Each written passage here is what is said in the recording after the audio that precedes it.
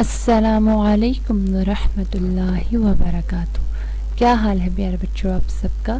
الحمدللہ۔ جی ہم نے اپنی کل والی کلاس میں پڑھا تھا تھرڈ کلمہ، تیسرا کلمہ۔ آج ہم سٹارٹ کریں گے چوتھا کلمہ۔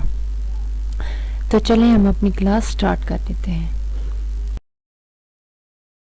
بسم اللہ الرحمن الرحیم۔ چوتھا کلمہ توحید۔ توحید معنی اکیلا، ٹھیک ہے؟ لا الہ الا اللہ وحدہ لا شریک لہ لہ الملک ولہ الحمد یحیی ویمیت وَهُوَ حَيٌّ لَا يَمُوتُ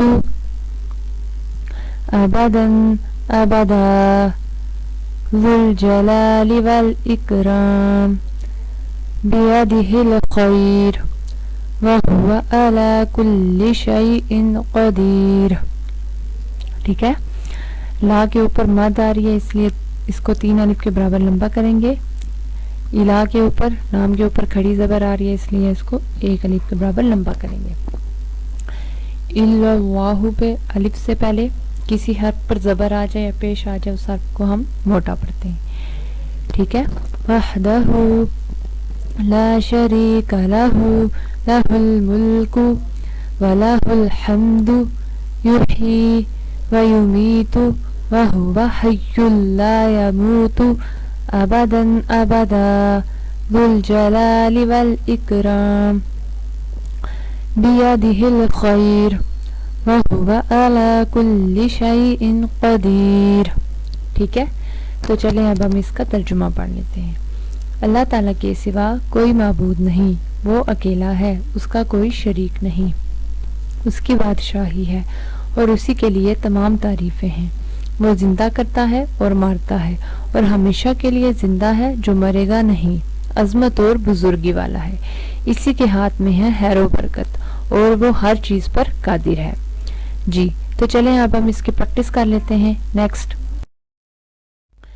لا الہ الا اللہ وحدہ لا شریک لہ لہ الملک وَلَهُ الْحَمْدُ يُحْيِي وَيُمِيتُ وَهُوَ حَيٌّ لَا يَمُوتُ أَبَدًا أَبَدًا ذُو الْجَلَالِ وَالْإِكْرَامِ بِيَدِهِ الْخَيْرُ وَهُوَ عَلَى كُلِّ شَيْءٍ قَدِيرٌ۔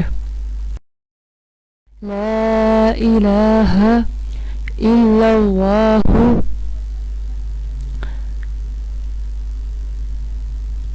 وحدہ لا شریک لہ لہ الملک ولہ الحمد یحیی ویمیت وہو حی لا یموت ابدا ابدا ذو الجلال والاکرام بیدہ الخیر وہو علی کل شیء قدیر۔